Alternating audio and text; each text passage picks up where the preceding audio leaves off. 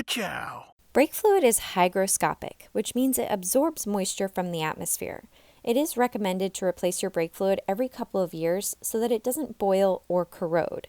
When performing a brake fluid flush, always make sure to use a brand new bottle of fluid.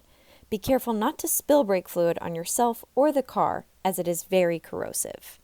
A brake fluid flush is easiest performed with two people, one person who can push on the brake pedal and one person who can open the bleeder valves. You're going to start by breaking all the lug nuts loose and preparing to jack the car up all the way around. I like to put jack stands under the front two lift points and then just use a jack for the third lift point, and that will usually lift the entire car off the ground.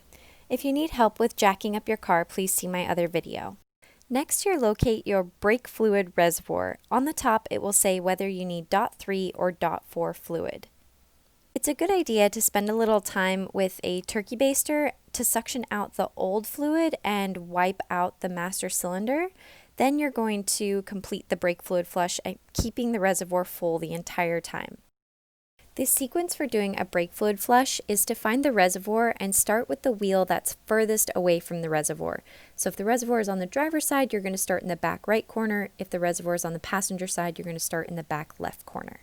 I like to use a tube inserted into an old bottle to catch the brake fluid waste. Make sure you're constantly checking the level of brake fluid in the reservoir and topping it off. A call is made out to the second person who is sitting with their foot ready on the brake pedal. When you say down, they should push the pedal down and you can open the valve. Then you close the valve and say up when they take their foot off the pedal.